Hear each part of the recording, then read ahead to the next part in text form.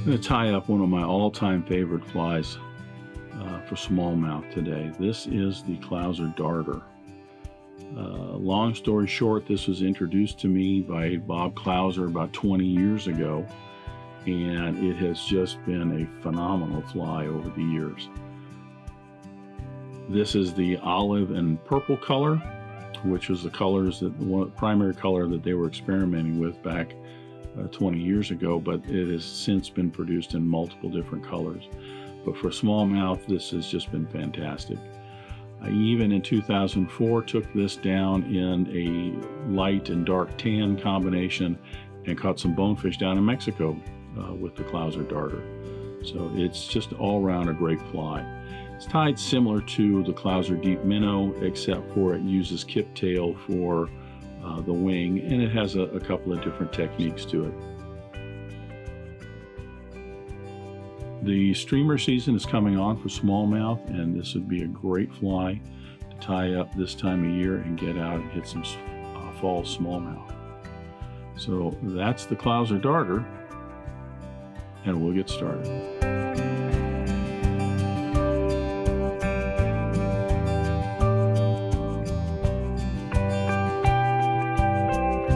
We're going to start the Clouser Darter by putting our hook in the vise. This is a Mustad 3366 number 4 hook. However, before I actually set it up right, I'm going to put it in the vise and turn it over. After I debarb the hook, I'm going to actually sharpen the point of this hook. This isn't something that you have to do with a lot of hooks. I think there are some tyers that have gotten in the habit of doing this because maybe for a while hooks weren't all that sharp, or the ones that they were using. Certainly there are hooks that are sharper than others out of the box. Mustads I've always had real good luck with, but I just thought I'd show you this technique.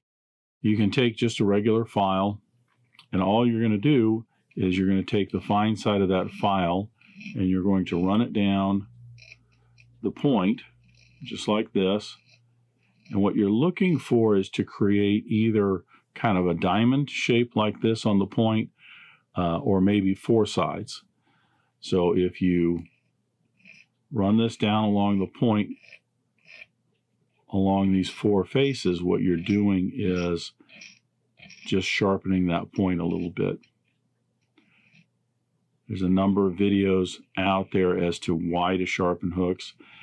I find, again, that the Mustads generally are sharp enough out of the box. However, I just wanted to show that technique. So now with my hook debarbed and sharpened, I will go ahead and place it in the vise, and we'll start tying our Clouser Darter. For thread, I'm going to be using a Wapsi UTC 70 Denier in an olive color, and that's because it's going to match the olive calf's tail that we're going to be using on this fly. I'm going to attach my thread right in the middle of the hook shank. Now notice this is the hook shank right here. I'm just about right in the middle of it, not the hook length, which is from the front of the eye to the bend of the hook. The reason that I'm doing this, I'm just going to create a little bit of a bump, and this just helps me tie in the dumbbell eyes. But what it will do is it will put the dumbbell eyes will end up being right at about the 1/3 spot of the overall hook length. These are a 3/32 dumbbell eye. They're a painted dumbbell eye. Bob Clouser likes to use the presentation style eyes, and he paints those himself, all red with black pupil. I'm just using the standard Wapsi dumbbell eyes. These are a size small. I'm going to lash that down to the hook shank, put some wraps underneath it to cinch that in, and then I'm just going to advance my thread down to about the point of the hook. This is about halfway down the rest of the shank here. To help secure those a little, I'm going to turn this over and I'm going to put some head cement right along the thread wraps. That'll soak right in there. It'll help secure that along the hook shank. Now I'll tie in our first material. As I mentioned, the Clouser Darter is similar to the Clouser Deep Minnow. It uses kip tail or calf's tail rather than bucktail. The first one for this particular one is the purple. The purple and olive has been predominantly my most productive color. So this is what I tie most of the time and fish. You're going to snip off a clump of kip tail that's about a pencil in diameter, and then you're going to go ahead and clean that by holding the tips and just pulling away the short fibers. This will also thin it down a little bit, which is fine. You don't want to stack it because we want to have this nice taper on the back end. We're going to measure this, and we want the purple portion of a kip tail to be about 1 to 1.5 times the length of the hook. So I'll hold this up and I'll measure from here to the front of the hook, and then I'll take that down to about halfway down, and I can see that my tie-in spot is actually going to be right about here. I can cut away the excess, and then I'm going to tie this in. Now, part of the reason that I left my thread further down here and not right behind the eye, I am going to tie this in so that the butt ends of that are right up behind the eye. But this can be kind of difficult to tie in sometimes.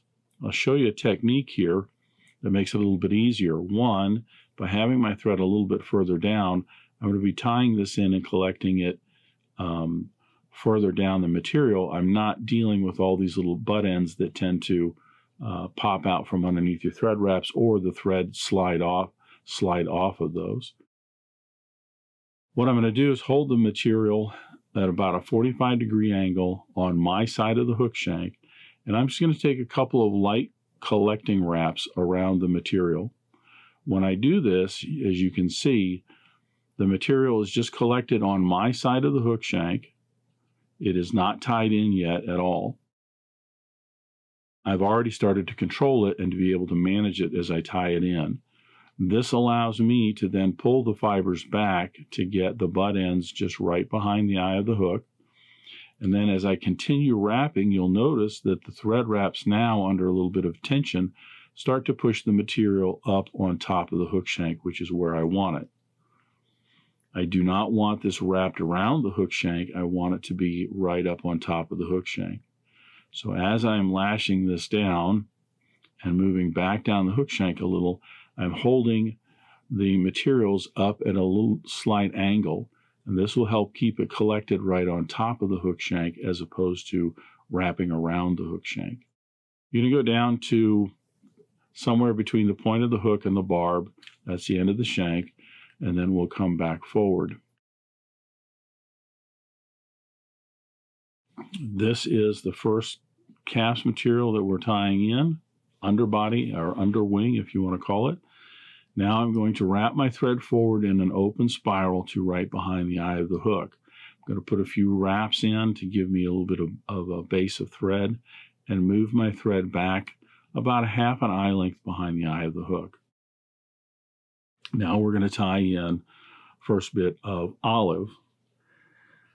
The thing with the Clouser and the Clouser Darter is that a lot of people will tie these, and they mistakenly tie them in a manner where all of the fibers, hair fibers, are tied down right in front of the dumbbell eyes, and they end up with a large head of thread all filling that space. You actually don't want to do that. You want to keep the head fairly sparse, and you're looking to have a bit of a slope so you get more of a profile of the front of a minnow, the head of a minnow. Again, I'm cleaning the hair out to get the short fibers out. It leaves me with about a third of a pencil of diameter of hair. I want the ends of this to go about halfway down the purple. So this is my tie-in spot. Cut away the excess. And I'm going to use the same technique that I used to tie in the purple.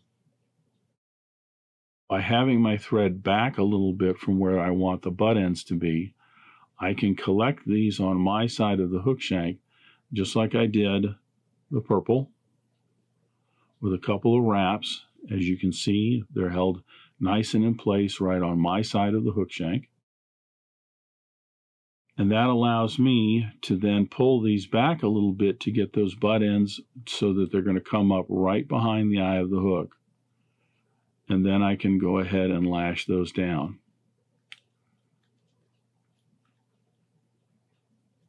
This is where a lot of people will put in a lot of extra wraps, filling in all this space right here in front of the dumbbell eyes and jamming the hair up against it. That's not what you want. You actually want this little slope down here. With the butt ends of that secure, I'm going to reach my thread under the dumbbell eyes and behind the dumbbell eyes, and I'm going to pull the hair down. I'm going to put in 2 or 3 wraps just to secure it. When I do this, you'll notice that the hair is fairly narrow along the back here. It also is for the most part, just right along the back of the hook shank. What I want to do now, and you can do this in a couple of different ways. You can use the edge of your scissors to kind of mash that down. You can use a fingernail if you want to, if it's easier. But what this does is it will spread that hair out so that it will be more on the sides of the hook shank, as well as it broadens out the hair sticking out in the back. It's not sweeping straight back along the fly. You don't want it necessarily wrapping around, but you just want it to now come down along the sides of the hook. Put a couple more wraps to secure that, and I'm going to bring my thread forward. This is where a lot of people will also bring their thread right up in front like this and start wrapping in. You don't want to, because you're going to lose that little slope in the nose that you get there. What you want is to bring your thread under, and then I'll try and do this upside down so you can see it. I'm bringing the thread under and right up to the eye, and I'm going to catch it right on the side of the bump of thread and kip tail that's right up behind the eye of the hook. So once I catch it there, I can just go ahead and start wrapping that around. I'll try and do that again. What I'm going to do is I'm going to bring it from underneath, right behind the eye of the hook, and just catch it on the front of that kip tail where it's tied in, and then I can just bring that right around. This time I am going to leave it right behind the eye of the hook because I'm going to tie in the flash material.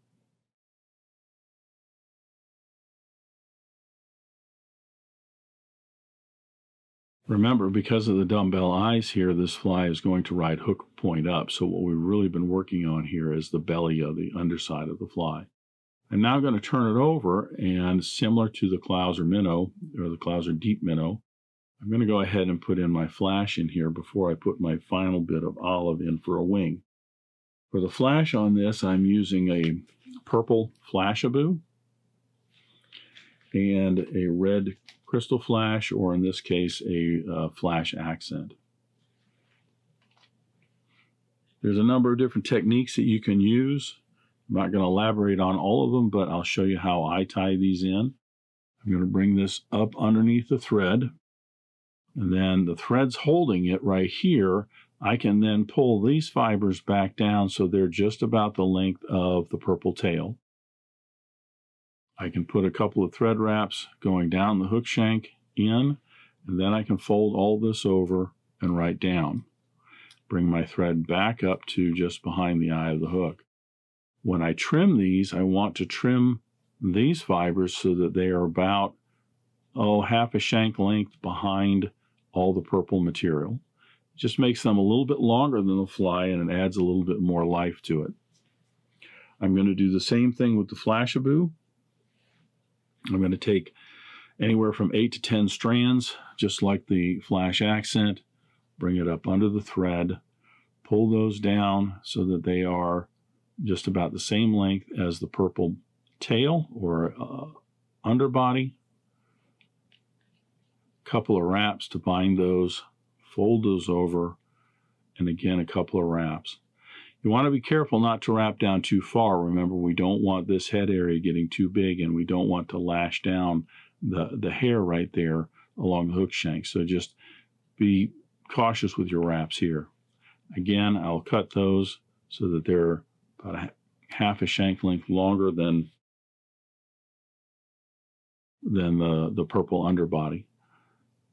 Now I'm going to take all that flash and collect it on top, kind of mixing it up a little bit and try and divide it so that it's even on both sides.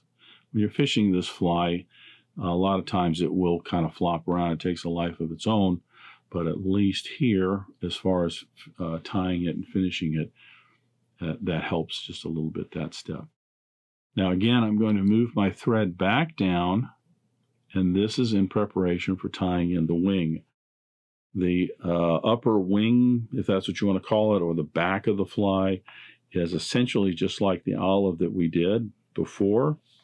We're going to cut out another bit of hair that's about a half a pencil in diameter. Notice each of our different clumps of kip tail, the purple, the first one of olive, and the second one of olive. They're basically all the same size.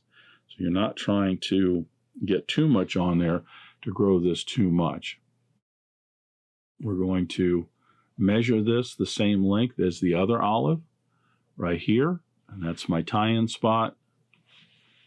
I'll trim away the excess, and just like I did the first bit of olive, I'll collect it on the side of the hook shank right here with a couple of wraps, pulling that back just a little bit.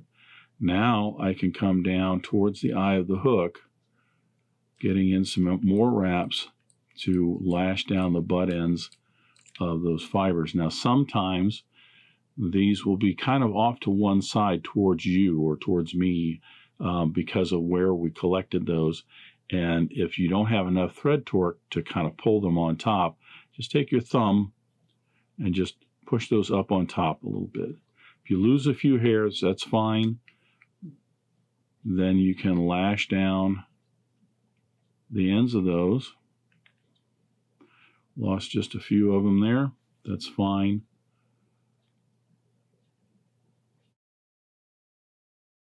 Once you have those tied in, we're going to do 5 or 6 turn whip finish here.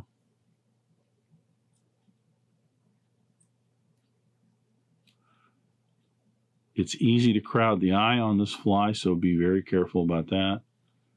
And then we can cut away our thread. Don't go pulling on the hair too much here. It's underneath there and it's secured well enough. However, if you do pull on it too much, you can pull some of that out. We're going to secure that in a couple of ways. I'm going to go ahead and put some head cement all around the thread wraps, in around the hair. Let that soak in real well. Once that is secured, then we're going to finish the top of this fly, or I should say the head of the fly, in some epoxy. You can use a UV resin if you'd rather. That's fine. Nothing wrong with that. I still like the traditional epoxy. So I'll use, this is a 30-minute epoxy, 2-part epoxy, resin and hardener. I'll mix some of that up because I generally do a batch of a dozen or so of these at a time. And I will mix that up, and then I will coat all around the eyes and the hair here, basically all around this area almost. And when I do that, the epoxy is going to help protect the paint on the eyes, but it's also going to help protect these hairs. This will be fished near the bottom, and it will scrape and bump around. It will also coat and soak all around through here, which will reinforce those hairs. They won't be pulled out as easy. Because it's a 30-minute epoxy, I generally will put those on a turner and let it turn for a good hour and a half. Then I'll stop it and let it sit for a good 12 hours to fully cure. I do have a finished fly right here. As you can see, the epoxy is all around the back of the eyes, around the front thread wraps, and around the base of the hair that is the back of the fly. So all of those are secured in very, very well, and all of this will help reinforce and make the fly a little more durable and last a little bit longer. I think it also helps to give it a little bit smoother profile, so you get much more the look of a bait fish in the water.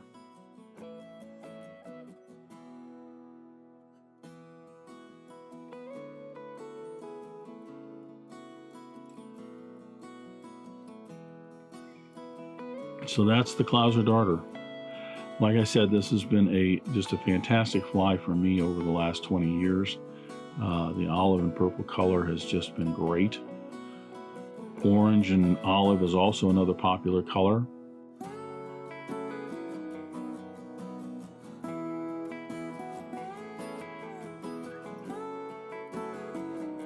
If you do happen to get a copy of Bob Clouser's book, Clouser Flies, he has a whole list of color combinations for this particular pattern. But it's a fun fly to tie.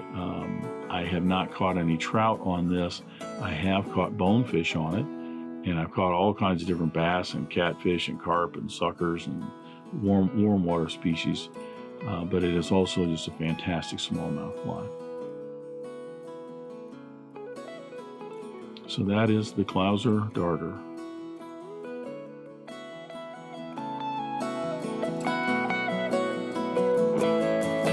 Thanks for joining me at the Vise today. I hope you learned at least a new pattern, if not a new technique, maybe a tip or trick here and there. If you have any questions about this fly or any of the techniques used in constructing this pattern, please leave them in the comments section down below. If you go to the trouble to ask a question, I'll go to the trouble to answer it. If you'd like to help dressed irons, please share this video with your friends and anybody you think that might enjoy this pattern. Until next time, remember, it's fly tying. If you're not having fun, then you're doing it wrong.